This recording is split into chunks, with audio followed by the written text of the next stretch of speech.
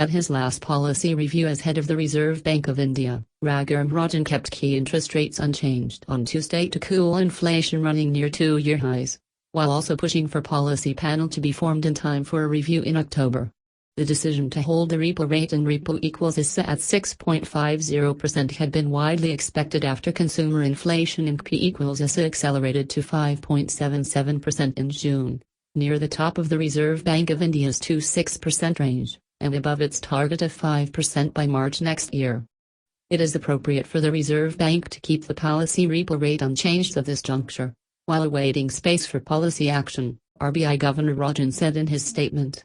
The much-admired former International Monetary Fund chief economist is due to step down on September 4 after a 3-year term to return to academia and family living in the United States.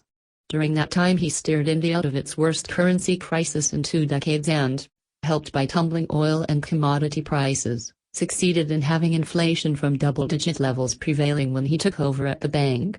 "We managed to move the needle forward a little bit," Rajan told reporters, as he looked back warmly on his time at the RBI. Prime Minister Narendra Modi's government has still to pick a successor, while senior official told Reuters last week that candidates are being shortlisted for a 6-member monetary policy committee. Rajan had championed the introduction of an MPC, so that future rate decisions would no longer be left to the discretion of RBI governors. The government last week formally adopted Rajan's consumer price inflation target of 4% with a ±2% band, having convinced the government that it will anchor policy in a country with a history of volatile prices.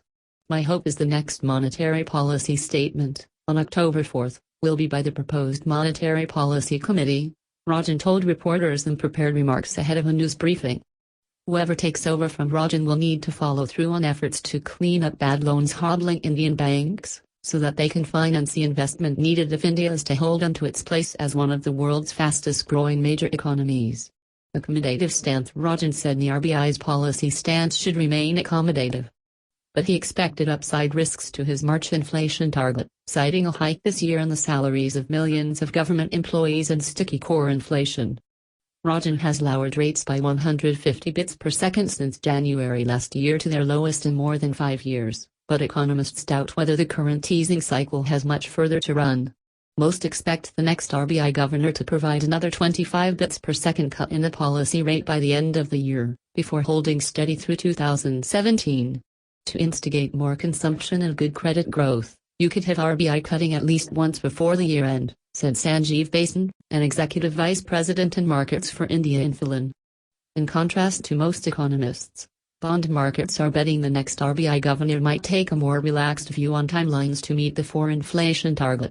10-year bond yields have slumped 33 bps per second since Rajan unexpectedly announced his departure.